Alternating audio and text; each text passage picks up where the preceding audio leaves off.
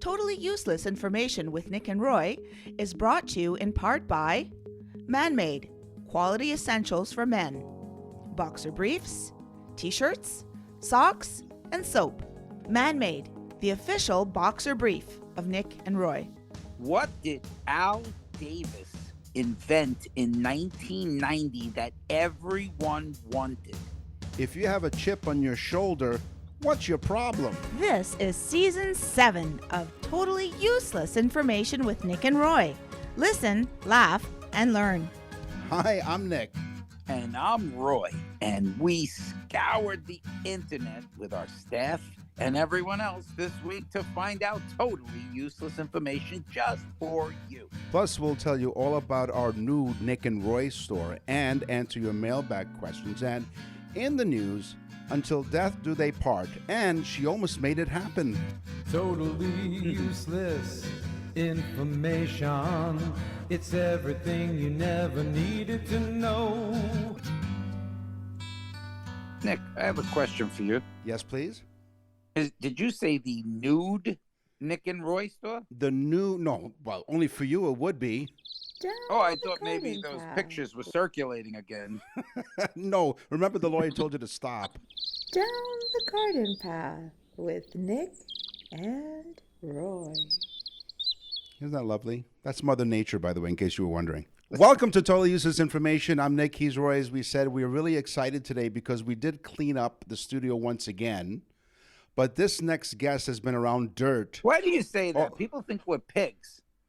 Well, we are. But because we... And how come we cleaned the studio if you're in Toronto and I'm in Florida? Oh, come on. It's theater of the mind. And so our next guest has been around dirt. It's like sex for Nick, theater of the mind. That's right. Not for me. We have somebody that's been around dirt all his life, and yet we cleaned our studio. So figure that one out. Yeah. But he's a longtime friend of mine and a former colleague on radio. He hosted a garden show for many years on CFRB News Talk 1010, which is one of the many stations we're on. Wait a second. You said network. You were bringing somebody on that was really filthy. I had no idea. Well, we'll explain all that. He's truly an expert gardener. He is an author. He is a broadcaster, an entrepreneur, and most importantly, a recipient of the Order of Canada. Please welcome Mark Cullen. Thank you. Isn't that nice? We have the big guests, Mark. Mark's a big guest. This is great to be with you two guys. Two other guys with a great face for radio. You're not the first person who said that. I'm not the only one in the crowd today. Well, you know a lot about gardening, right? I mean, I think your family's been in the gardening business for how long? Well, 100 years. But the truth is, Nick, I know a little about a lot of stuff.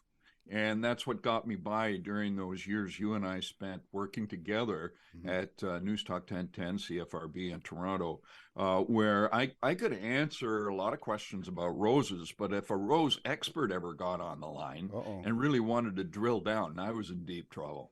Yeah. Yeah. It became real. It's kind of like everything that happens with me and Nick. Yeah, it became thorny really quick. Anyway, I remember when you were in the studio in Toronto, and your son Ben was what, 5, 6? Well, he was born in 91, and we did the show together right through the 90s and the early 2000s, and he would come down with a coloring book or with his Nintendo or something. Yeah, exactly what I have in my notes. He sat in the back of the studio and he was coloring. And now what is Ben up to these days? Well, he's in the bean business. He's 31 years old, and he's in the organic, locally grown, Canadian-grown beans, lentils, and chickpea business. And you would find his product in cans in over 800 retailers across Canada under the Cullen's label. So he created all this himself. Nick and Roy, this kid, he did it himself with a little bit of his father's money. And that's how we're partners. And I got to tell you, he's the kid with the moxie. He's the kid with the go-get-em. And he's in the bean business. Red, black, and white beans. That's awesome. So, they're under the Cullen's label. Cullen's Foods, is it not? Cullen's Foods. That's it. Yep. Cullen, then apostrophe S. So what I'm going to do right now is I'm going to transport this show is sponsored by Cullen Foods. Yes, you're right because we're full of beans. Also, that should be what happens to me, Nick. Yeah, that's right. Exactly. He becomes a propulsion lab all of a sudden, just like that. Well, it was fun. Nick, we had just had so much fun, and live radio is a little bit like a unrehearsed podcast. What we're doing at this very moment, spontaneous. It's high energy, and it's just great fun. And I just really enjoyed working with you and the team there at CFRB. Very fond memories. Oh, yeah, and that's why now you were on a recent podcast with our colleague Ted Wallishin, and by the Yeah. way, Ted says hello, and Paul Gatt says hello. He's another one of our tech guys, Yeah. and so yeah, we had many great years. You were on location, live on location at some Canada Blooms and other flower shows and whatnot. Good for you. Yeah. And yes, I have a great memory. It's Mark, right? Yes, Mark Cullen. And so it was there that you taught everybody, because Roy, you have to understand, Mark has an incredible way of educating people at eye level so you can understand. He's the one that revealed to the world there was the University of Israel who found out that half a tablet of Viagra in your vase of flowers will keep the flowers fresher longer. Is that true, Mark? That's true. Keeps them upright. Exactly. Mhm. So Correct. yes, exactly. Well, I didn't want to use that word. I was trying to avoid that word. Well, no, leave it to us. We'll say it. We're allowed. Yeah, trust me. Yeah, we have the license for it. So now I I've used. talk about things that no longer happen for me.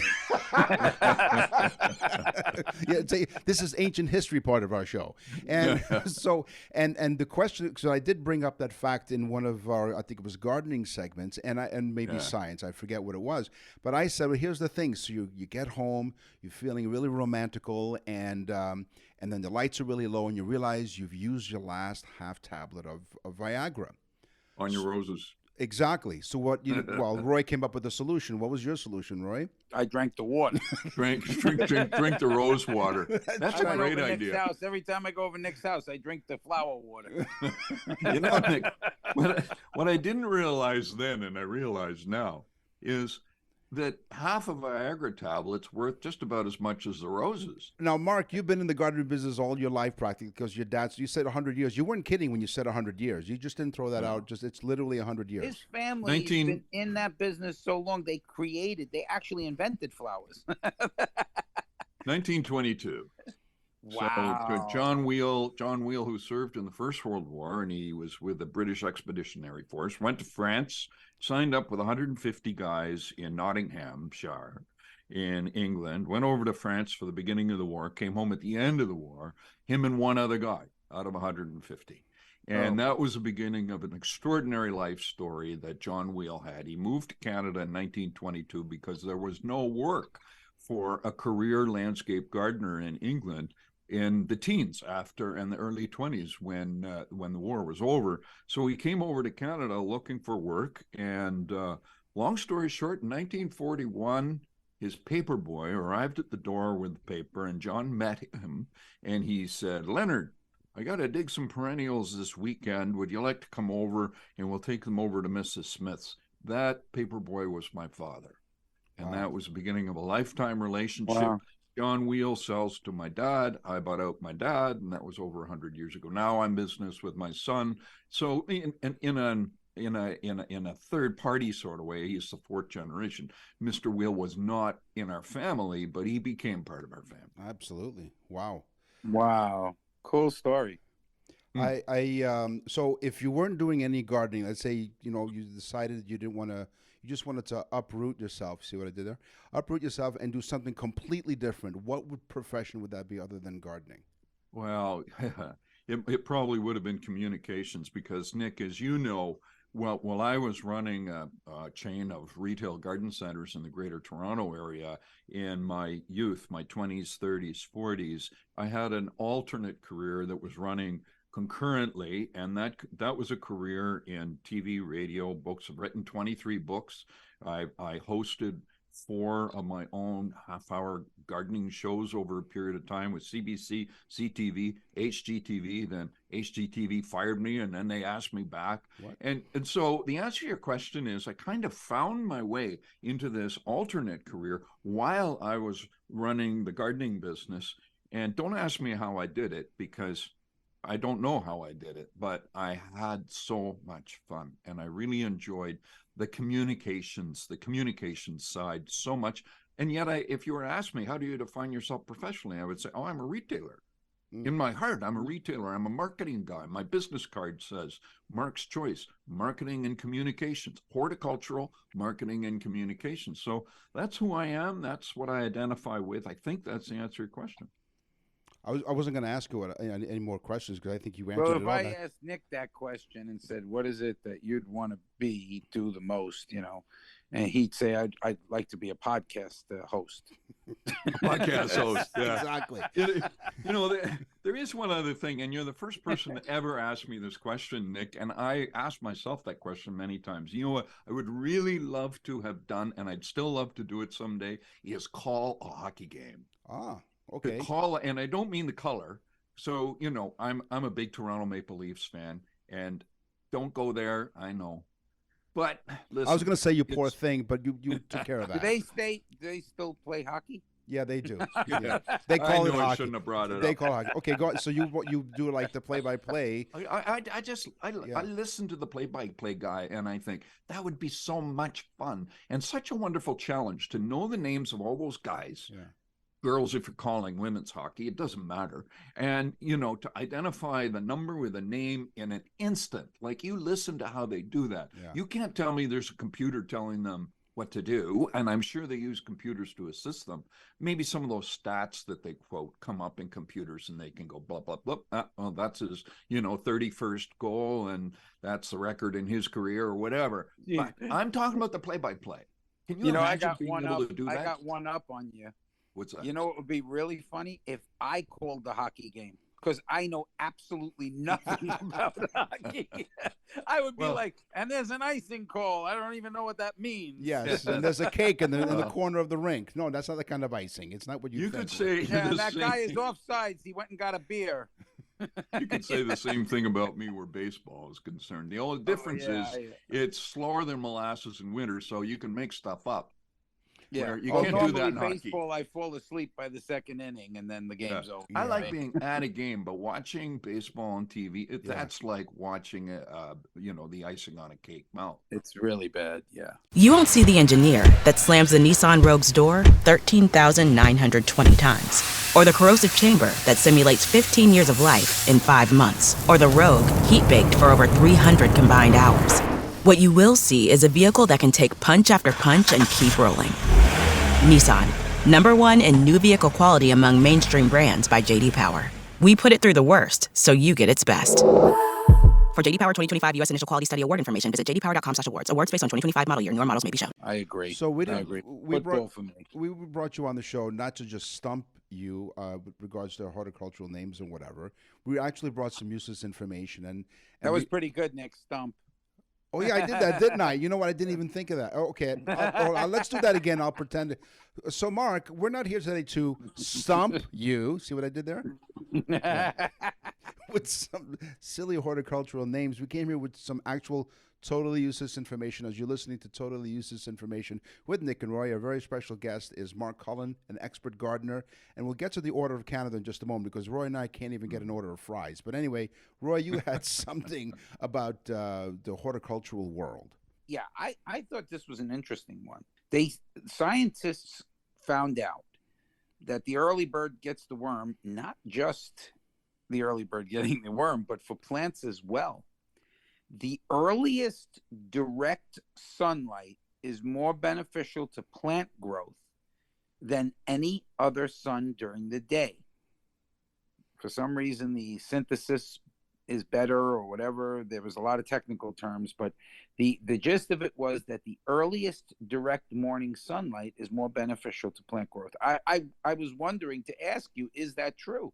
When it comes to photosynthesis, the science is so complicated and moving so quickly. I'm sure, quite seriously, Roy, you could tell me a lot of things that would be news to me. And what you just said is news to me. And I'm not sure it is useless information. It's probably got some use to somebody. I know that if you cut flowers in the middle of the day, that's the wrong time of day. That's the worst time of day to cut flowers. Why is that? Why? But because early in the morning, they're waking up, they're full of moisture. And if you cut them in the morning, then how can I put this? Their metabolism isn't moving the way it does midday. Midday, you cut them and they dry and they last Nick, for it's a much very shorter simple. period of time. It's like us. We wake up in the morning, and what's the first thing we do? Have a coffee. Well, No, before coffee. we go take a pee. Because we're full of water.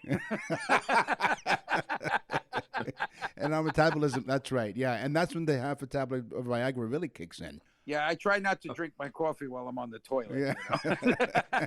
Well, here's a question for you, okay? And I don't know how serious this is. How do you prune a plum tree?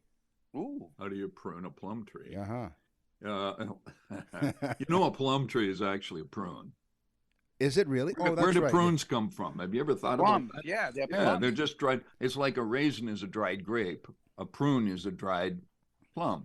And how do you prune a prune tree? That like that because that's really what it is before they dry up. Uh-huh. And well, you want an answer to that question? I do, because I thought I was playing on words, but you actually have a serious answer, and I'm Well, really sorry I of brought course it up there's now. an answer because people prune plum trees, absolutely, and they're generally done in the summer.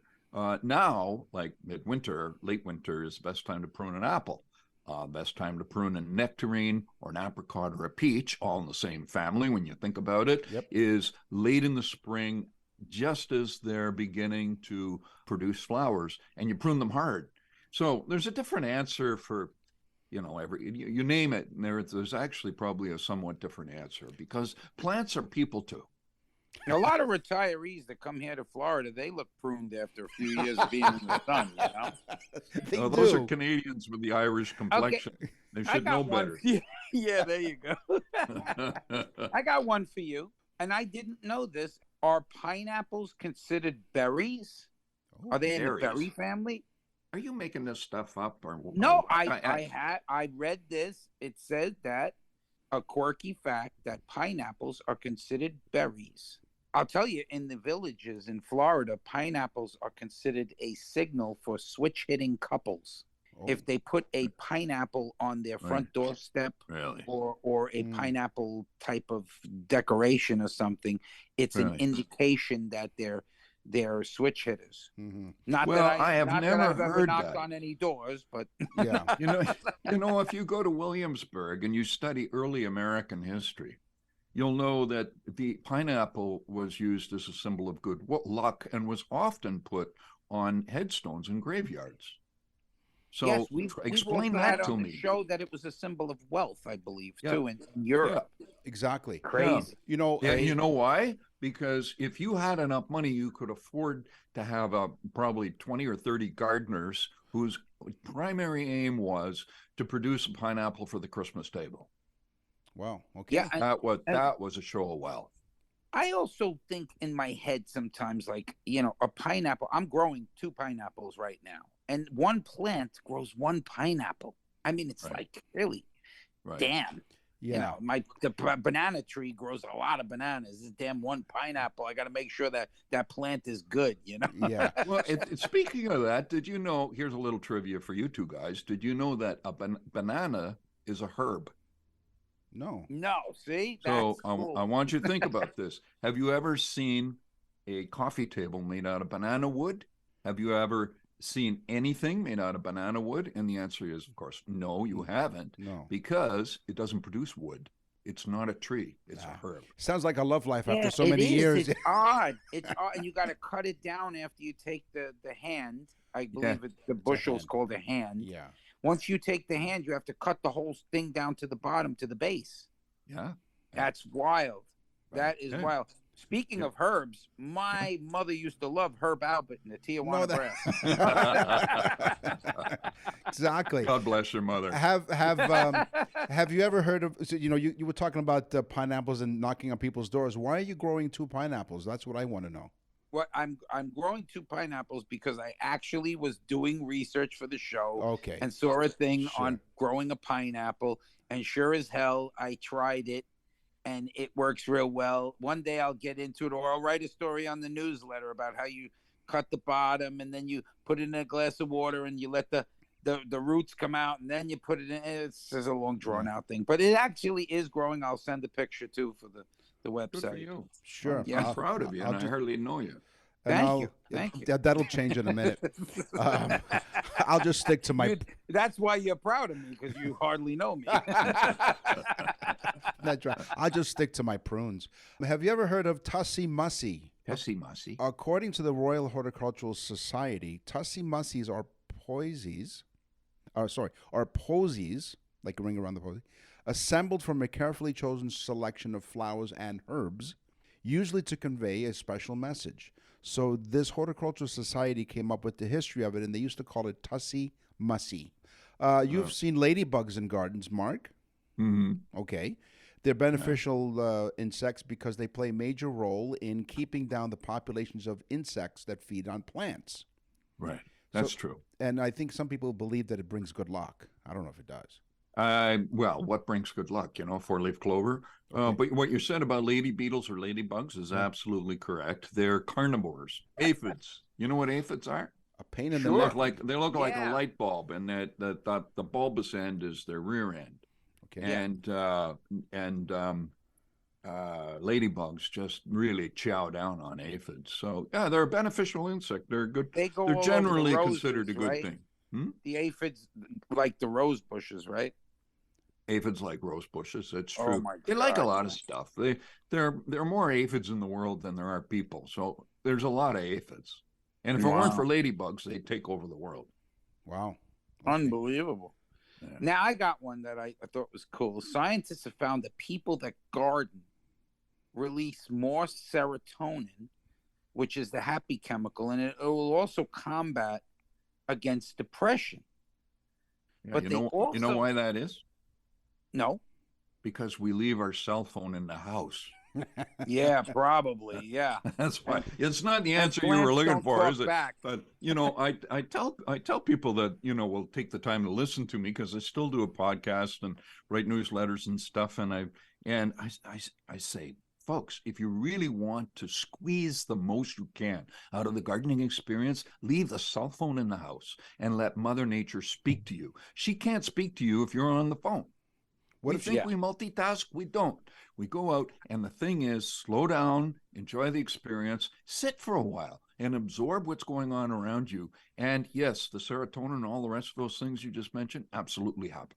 Well, the scientists dug deeper, and dug deeper is not Okay, a pun. nice pun. Yeah, okay. Yeah, but they dug deeper, and they found out that there are bacteria strains in the soil that will then enter our body and help the production of serotonin. So gardening, it may not just be the fact that it's very relaxing and nice and everything. It may be that these bacteria strains get into, through us breathing and touching our face and so on, the bacteria strains from the soil get into our body. Those bacteria strains help the production of serotonin. Cool. Very cool. Since we're in the month of March, and it is right around St. Patrick's Day, and I never would have thought Mark Cullen was Irish, but that's just me. There's the Irish furze, I think it's pronounced, F-U-R-Z-E. It's a golden yellow flower of gorse or furze bushes. They're across Ireland is where they grow. It's a perennial evergreen, and it's made of thorny shrubs. It smells like coconut and very prickly, very much like Roy. Gorse is not only invasive like Roy, it's a chemical composition that makes its leaves extremely oily and highly flammable, reacting to a fire like fuel and rendering it nearly impervious to water once it's ignited. The Irish furze, F-U-R-Z-Z-E. Wow. And where does this grow, Nick? In Ireland. Really? Interesting, eh? Yep. They grow a lot of stuff in Ireland because they're a different growing zone.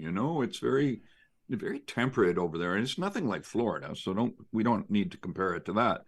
But it is so much milder. And of course, if you've ever been there or flown over Ireland, you know how green it actually is. It is the Emerald Isle because it's so wet. I guess because of moisture. Yeah, right. Oh, So wet. unbelievable. I mean, very notwithstanding the fact we're in a bit of a climate crisis, the moisture is generally so consistent throughout the year. It's one of the best places in the world to play golf. as long as you're Yeah. in rain gear. Yeah. I had an Irish neighbor. Once. They came over from Ireland. He was a chef. She was a nurse. And I said to him, he said to me, "Roy, why are you washing your car?" And I said, "What do you mean? Why am I washing my car?" He said, I said, "Why don't you wash your car, Tom?" He goes, "We come from Ireland. We never wash our cars. Why would we? It rains every day." He's right, I think. He's right. So, how about some gorse? Gorse, of course. The ashes of gorse flowers. They were once used as a soap substitute when combined with clay. In the 18th and 19th centuries, apparently, gorse bushes were cut and dried to be used as fodder crop for horses and cattle. And some suggest its potential for use again in fodder crisis, as opposed to mutter crisis. Sorry. Yeah, I guess. Yeah, an interesting alternative to burning off the land and create grassland. So the gorse flowers are like soap. Isn't that interesting? Do you guys read any books by Bill Bryson? We really don't read. You don't read? We He's went just to a one New of the York most. City high school. So was it He's Bill? one of the most brilliant writers of our time, if you ask me. He wrote a book called Home, Home, Okay. and in it he talks about soap. And he says in the book that Europeans, i.e., civilized countries, didn't start using soap until the 1840s Oh, wow. because nobody understood the importance of hygiene. Before then, it was like the longer you go without a bath, the healthier you must be. Oh Well, boy. now, No. Very weird. We have changed so much in 200 years, and we have access to things we take for granted, like soap, for instance. Yeah, exactly. That- Now, see, the French are slightly backwards because they invented perfume first. Right, and why did they invent perfume? What do you think that was all about? so I'm going to tie this all together now, okay? As we're just, Nick, are you going to talk about the bouquet? you know I am. You know I am. I'm going to tie it all together, Mark. So, in one of our topics here on Totally Useless Information with Nick and Roy, we're speaking with Mark Cullen. Thank you for your time. We said we're only going to last just a few minutes, but we could talk all day with you. This is a lot of fun. I hope you're having fun. I mean, we're learning like. Don't worry, Mark. Nick is going to edit this down to like a minute and a half. No. No. So, you talked about how people would only bathe every once in a while. Well, the tradition was you only bathe once a year, and it's usually in the month of May. And one of the reasons why, one of the theories as to why the most popular wedding month is because the bride still smells fresh. And so by bringing bouquet of flowers, in case she missed her May bath, the flowers will basically mask her odor, so to speak. And so that's how the tradition of bouquet flowers walking down the aisle. Isn't that lovely? That's a very cool wrap, if you ask me. Isn't that cool? Exactly. I love that. So, Mark, you always ended every radio show as we wrap up here. So I saved this to the end, and then we'll ask how we can get in touch with you. You've always ended your show with "Keep Your Knees Dirty." Where did that come from? It came from an essay that I read in a very small Garden Communicators magazine. So it's a magazine tailored to the garden communicators universe, of which there are only about 600 in North America. And it was a fabulous article about the benefits. Roy talked a little bit about serotonin and all that kind of stuff. There's like people have devoted their whole life to understanding how our presence in a garden, our activity in a garden, our presence with nature, forest bathing. Okay, you can see where this is going, how big the topic can become. The entire essay was devoted to how the gardening experience makes us feel. And he finished his article with, just keep your knees dirty. And I thought, that says it all. That says everything that I need to say when I'm on the radio every week with Nick Byrano. And people don't have to remember another thing. Exactly. And so how can people get in touch with you if are you still answering questions, 10,000 questions or something? Are you still answering questions from gardeners? That's the slogan for markcullen.com, which is the deepest horticultural website in Canada. We have our own internal search engine in the library. So if you were to go in there and put, reflower my hibiscus or whatever, anything but serotonin, because I'm not sure you'll find it. Or there. prune a plum tree. A prune a plum. Yeah, exactly. Yeah, or a plum a prune tree. Yes. Actually, you might find that. It's right there. Yeah. Markcullen, markcullen.com. 10,000 gardening questions answered. That's our slogan. And if you really want to contact me, and I'd love to hear from you, I'd love to talk trees with any one of your listeners, because that's become my new life, Nick and Roy, then go to Contact Us. And my greenskeeper, her name's Brenda Hensley, will pick up your message and make sure that I get it. That's markcullen.com. Contact us. Say whatever you want to say and tell me what you want me to know. And I'd love to hear from you. Mark, we can't thank you enough. I'm so thrilled. It was so nice to catch Pleasure. up with you here on the show. And thank you so much for your time and your valuable information. Once again, the website where people can visit. markcullen.com. And the beans, if you want to buy some beans. Yeah, cullensfoods.com. And where do you ship? They're the best beans in the world, I tell you. Best beans in the world. Well, it's nice of you to say thanks, Roy. Where do you ship? Where do you ship those, Mark? Do you ship them But anywhere? they're a Canadian product, so you won't get them in Florida unless somebody smuggles them in. I'm visiting Florida in May. Guess what I'm getting, Roy? Yeah. No, a birch Bring tree. them They're up. so No. good. He doesn't need beans. These beans are so good, Nick, that people are smuggling them across the border. That's It's becoming a problem at this point. I wish that were true. Mark, thanks again. Keep well. We'll talk soon. You too. Thank you, gents. I really appreciate this opportunity. Now it's time to talk to you about our brand new sponsor, Man-Made Boxer Briefs for Men. Why are we talking to you about Boxer Briefs for Men? And why are we excited for Man-Made to be on board? Roy, you tell them why. I'll tell you why. And this is the truth, folks. Man-Made sent us underwear when we had them on as a guest on the show. And Nick and I both said the same thing. They are truly, and this is not because they're sponsoring the show. We said to them, this is the best underwear ever. First off, it actually fits properly. They figured out a way to make a sack on the front of the underwear that holds you better. Yeah. They do. They actually do. There's a slit. Instead of like an up and down slit, it's a side to side slit. So that when you're going to use the restroom, it makes it so simple. Guys, this is revolutionary underwear. And I truly, truly mean it. You stay cool. They're wearable. It's a great product. I have a problem with underwear. I'm not going to lie. I do not. I mean, if you talk to my wife, she'll be like, you're going to buy an underwear again? And I end up throwing them away. Mm-hmm. These are the best. They sent us a couple of pair, folks.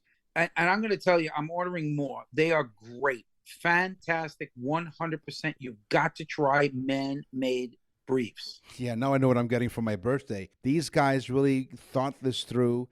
Hey, let's put it this way. Roy lives in Florida. It's really hot and humid in Florida. No more Funky Town for Roy's boys. So check it out. Go to our website, nickandroy.com, and we have a special contest for Totally Useless Information listeners. If you go to contest@nickandroy.com and you send us an email. If you explain to us why you're having a problem with your underwear and we like what you wrote, we will send, we're not going to, Man-Made is going to send you the same way they did with us. They're going to send you a pair of briefs. You're going to flip out. Contest@nickandroy.com is where you send that email. You won't flip out of them. No. But you'll flip out. Go to nickandroy.com, click on the Man-Made logo, and find out for yourself. No more Funky Town for Roy's boys. Go to nickandroy.com, click on the Man-Made logo. You won't see the engineer that slams the Nissan Rogue's door 13,920 times. Or the corrosive chamber that simulates 15 years of life in 5 months. Or the Rogue heat-baked for over 300 combined hours. What you will see is a vehicle that can take punch after punch and keep rolling. Nissan, #1 in new vehicle quality among mainstream brands by J.D. Power. We put it through the worst, so you get its best. For J.D. Power 2025 U.S. Initial Quality Study Award information, visit jdpower.com/awards. Awards based on 2025 model year. Newer models may be shown. You're listening to Totally Useless Information with Nick and Roy. Where do expressions come from? We want to know right now. That was a lot of fun, wasn't it? Yeah, he's cool. He's great. He's a wealth of information. People don't know I actually had questions for him off the air and about some stuff. He's great. Really cool. MarkCullen.com. All right, what do you got in terms of expressions? Return of post. Mm-hmm. You know when you get a letter that's stamped return of post? Well, in Victorian England, mail originally in Victorian England was delivered up to 12 times a day. Oh. And some people would get a letter in the morning and they would want the mailman to pick it up in the afternoon so he could get it back to the friend who wrote the letter in the first place. So they would write return of post on the original envelope, and it would go back to the person that sent it. And then they would rewrite something, and maybe by that evening they would get an answer to that as well. And then you know what you get after that? A real tired postman. Yeah, exactly. All right, guys. Here, you know what? Here's you know what he would do. He would, or she, they'd give the phone number. Here's your friend's phone number. Call them. Yeah, but it just goes to prove, Nick, that things worked better back then. I can't even get my mail now. Exactly. Maybe because you were sick as a dog. Sick as a dog is the expression. Oh. When you use the phrase sick as a dog, that means that someone's very sick. The origin of the phrase sick as a dog can be found in the early 1700s, when it was common to compare undesirable things to dogs. The explanation for this isn't that people didn't like dogs, it's just that diseases such as the plague were often spread by animals like rats, birds, and, unfortunately, dogs. And over the years, they had an incredibly bad press. Linguistically speaking, like dog tired and a dog's breakfast and goes to the dogs. Dictionaries have long entries about all the ways that dog has been used in a negative sense. I wish you'd stop hounding me. Oh, you hound dog. When your, or my ship comes in. You ever heard that expression, when my ship comes in? That's right. Well, that expression comes from women would, back in the Victorian, again, era, women would owe money for products that they would buy from these ships that would come in from the sailors. Well, the boats would leave like the next month to go get more goods and services, but these women would owe money, and they would promise to pay the minute the ship came in. So when they came back in, they would pay their debts and then take more product. Very good. Excellent. Owners would have the money to go buy more product.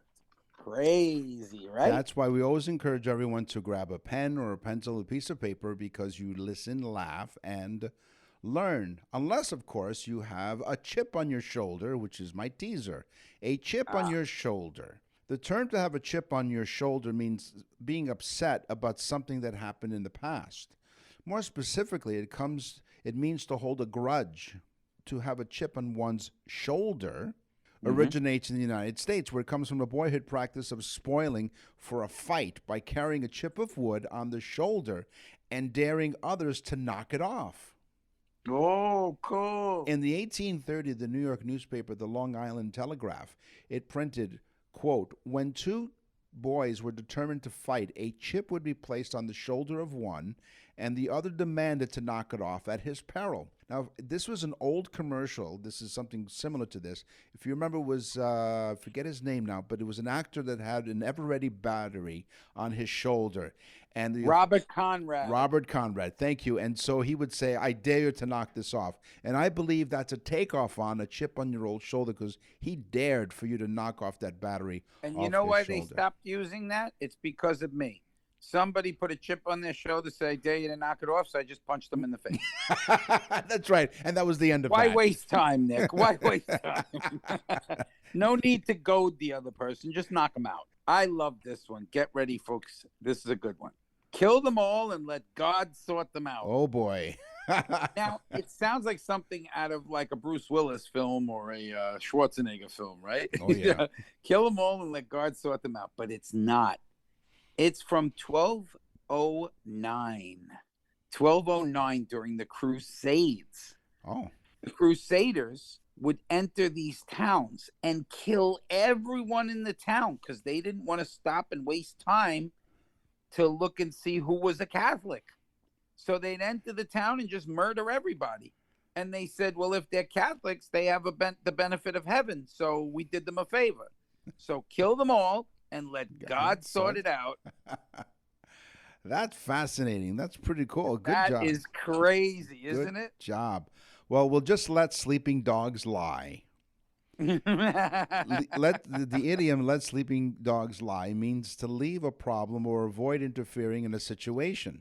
Or an older argument, because trying to deal with it could cause even more difficulty. So, just like avoiding waking up a dog and making it angry, let sleeping dogs lie. So you're going to continue to hound me. Yes. All right, ready? O'clock. You know, we say it's 5 o'clock. Yes. Is it Irish? No. Is that why? Patio clock. Patio Patio clock. clock. I'm going to clock you in the face with a chip on your shoulder. I'm going to clock the chip. It came from the saying of the clock. So they would say originally, because clocks were new, they'd say, well, it's 3 hours and 10 minutes of the clock. And originally they just changed it to 3:10 o'clock. It's 3 o'clock. 3 o'clock. 3:10 o'clock. Sounds weird though, but I can understand. So they shortened it because it's of the clock. Right. They just said o'clock instead of the, because it wasn't necessary. Hey, Nick. Yes. Did you tell everybody about the Nick and Roy store? The brand new Nick and Roy store. It is brand spanking new, and we had a ribbon cutting and everything, as we mentioned. You go to nickandroy.com. You go up at the top. It says the Nick and Roy store. You go in there. You're going to find all kinds of great stuff like birthday messages, where Roy and I will produce a personalized birthday message of totally useless information about the day that person was born. It's out of control, folks. People are going nuts over this, and they should. It is the best gift you'll ever buy something for someone, because if you say, oh, they have everything, or it's, you know, it's hard to buy something for this person, get them this. They will flip out. It's a show, a totally useless information, a mini show made just for them about the day they were born or your anniversary or so. It's fantastic. You want to be in good with the wife or the husband? You get one for the anniversary. We're getting all kinds of accolades for it. Check out what the fuss is all about. Go to nickandroy.com. Visit the Nick and Roy store. Birthday messages, anniversary messages, or special occasions. You're listening to Totally Useless Information with Nick and Roy. Innovations. Ideas. The Totally Useless Information Podcast presents Inventions. We bow our heads and remember Ira Bob Bourne. He was a company executive known as the father of Peeps. Remember little candy Peeps? I love Peeps. Bob Bourne. Only yellow Peeps, though. Not all these other crazy colors. He's known as the father of Peeps for mechanizing the process to making marshmallow chicks. He died recently. He was 98. So Bob Bourne saw the candy's potential, so he and an engineer at the company designed and built a machine that would make them in less than 6 minutes. Mm-hmm. And the company's current machines, which are still based in Pennsylvania, I believe, now pump out 5.5 million Peeps per day. Get ready. Here's my teaser. Al Davis invented something in the 1990s. What did he and invent? everybody wanted one. Mostly kids, but a lot of people, a lot of adults wanted one too. What is it? It was a company called Laramie that he had, Laramie Brands. And it was the Super Soaker. Wow, of course. It was bought up by the Hasbro company some years later, making Al Davis an extremely rich man. But the Super Soaker was such a hit, people waited for the trucks to come to the toy stores to get them. Super Soaker. And then as the guy came out of the truck, they threw water at him. Now, the following is not a commercial endorsement at all. It is not. Going for long drives can be risky, especially in circumstances where you think you may need, to use the bathroom. Introducing the portable car toilet, which are great for using on the go and makes it easy to use the bathroom without being messy, difficult to clean, or requiring you to go somewhere else specific to use the restroom. Because what if you're stuck in traffic? In comes this wonderful invention, the portable car toilet. Exactly. Introducing these portable car toilets, which are great for using on the go and making it easy to use the bathroom. The in-car toilet includes a seatbelt design. It makes it easy to lock into your car when it's time. Well, that's better, because if I'm using it, I got to strap myself in. That's right. If the sunroof is open, I could come flying right out. That's right. Like one of those marshmallow Peeps. Yeah, you'll hear 3, 2, 1, blast off. We have ignition. The portable toilet includes a double-layered sealed seat that uses a rubber ring to keep from leaking between compartments. In between the portable toilet seat and the box itself, It's really convenient because it's also space for replaceable 6 to 8 gallon waste collection bags. 6 to 8 gallons. Yeah, that's a lot of stuff to hold around in your car. I put that thing on the hood of my car. This way, if there is any leakage, I just turn on the windshield wipers. It's a new type of washer fluid.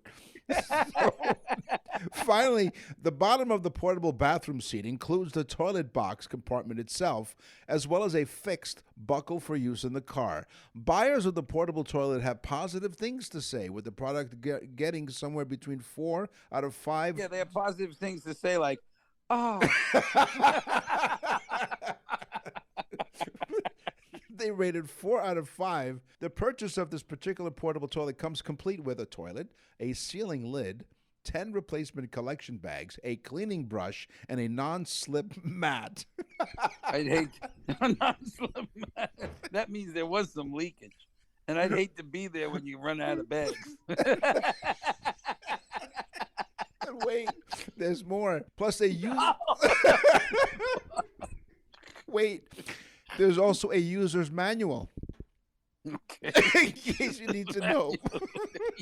Sit, push. Okay, now this is a serious thing because if you have to go to the bathroom, this is the product for you. Available on Amazon for $86. It is not an endorsement by any means, but I totally use this information with Nick and Roy. The blood bank. Uh-huh. The blood bank. Who invented the blood bank? Good question. Well, it was a guy named Dr. Dracula. No. No. No. The blood bank. His name was Bernard Fantis. Okay. Bernard Fantis.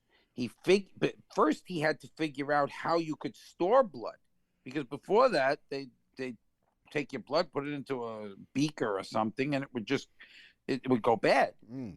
So he had to figure out how he could store blood. So he eventually patents and figures out a way to store blood for at least 10 days. And in Chicago's Cook County Hospital, they opened up the first blood bank. Crazy. That's great. Wow. See, Yep. again, listen, laugh, and learn. You won't see the engineer that slams the Nissan Rogue's door 13,920 times, or the corrosive chamber that simulates 15 years of life in 5 months, or the Rogue heat-baked for over 300 combined hours. What you will see is a vehicle that can take punch after punch and keep rolling. Nissan, #1 in new vehicle quality among mainstream brands by J.D. Power. We put it through the worst, so you get its best. For J.D. Power 2025 U.S. Initial Quality Study Award information, visit jdpower.com/awards. Awards based on 2025 model year. Newer models may be shown. And you can visit our website, as we said, nickandroy.com. You can check us out there, the Nick and Roy store, as we mentioned. And also, you can send us an email by clicking on Contact Us. What's in the mailbag? What's in the mail? Tell you what's in the mailbag. Mm-hmm. Hal is in the mailbag. Hello. Hal is from Lansing, Michigan. Hello, Hal. Yes. He said, I want everyone to know about your birthday messages. My wife, Beth, who loves me so much, bought me one of your birthday messages. I received it last week. It is the best gift I have ever received. I have sent it to all of my friends. I'm sure that you'll be getting so many requests for this because they all seem to think it is the most incredible gift they've ever seen and heard. That's the most How common. nice. Hal, thank you, Beth. Thank you for being a smart woman. That's right. You know, that is the most common reaction and feedback that we get. It is the best gift they ever got, which kind of makes the other people who've given those people gifts all these years going, well, what the heck was I doing? Well, they didn't go to nickandroy.com. That's what happened there. But thank you so much. That's awesome. My mailbag comes from Suzanne from the Bronx, New York, our old stopping grounds. Suzanne says, Dear Nick and Roy, I love listening. Not that Suzanne. No, No, I'm not that joking. one. No. She's out of prison, I think, in 6 months. I love listening to your show every week. I often take you along with me when I walk my dog. You guys Just don't let your wife see that, Nick. No. you guys make me laugh a lot during your show, to the point where my dog stares at me when I laugh. Okay. Oh, my God.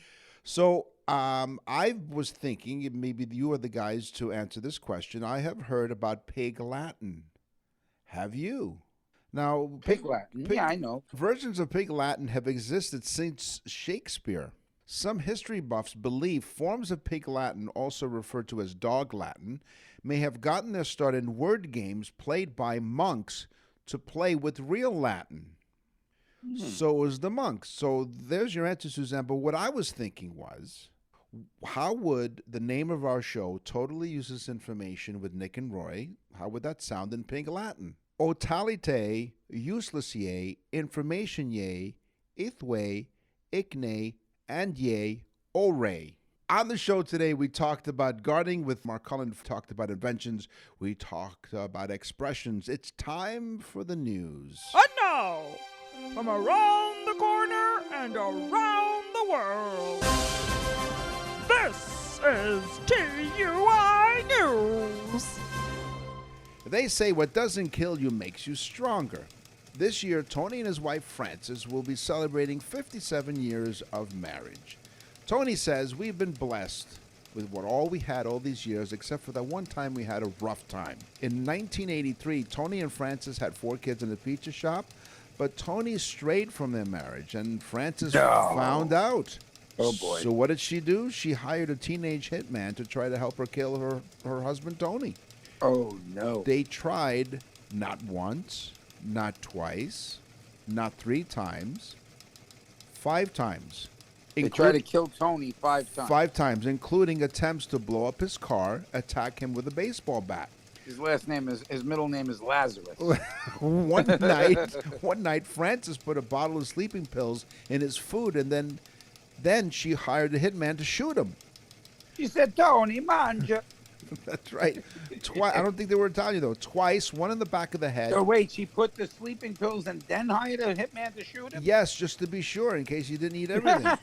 Well, they tried to kill him like 7 other ways. It didn't work. Well, 6 ways. They tried to kill him 6 ways to Sunday. Oh my God, this guy's a lucky man. Twice he got shot. Once in the back of the head, and one of the bullets went right through his chest. Wow. Frances said, "I don't think I was thinking straight." You think? So Tony's okay with this? He's still with her? Well, after 57 years, yes. After 5 days of all that going on, the police found out about the plot and arrested Frances and the teenage hitman. Tony spent 12 days in hospital, and she spent some time in the clink. He said, I got a hole in my heart for real. That's right. It went right through my chest. Well, the first thing he did was he discharged his wife out of prison. He bailed her out. We both cry. We both cry. We say to each other, from now on, let's just talk. Communication is better. My gosh. 4 this years. is terrible. This is a horrible story. No, it's a happy ending. I mean, I guess it ends nicely because they stayed together, because maybe he stayed together with her because he was afraid she'd try to kill him again. Well, exactly. 40 years. But 40 years later, things are much quieter, thank goodness. We're out of time here. This is all the time we have for Totally Useless Information with Nick and Roy. Thank you very much for listening. We will scour the internet and other sources along with our staff. We will work hard to get you totally useless information for next time. And until then, tell everyone that you know about the show. I like rhyming things. Yes. I'm Roy. No, I got to tell you first. I'm Nick. I beat you to it. And I'm Roy. And I'm Nick. Thanks for listening. Totally Useless Information with Nick and Roy has been brought to you in part by Man-Made, quality essentials for men, boxer briefs, t-shirts, socks, and soap. Man-Made, the official boxer brief of Nick and Roy.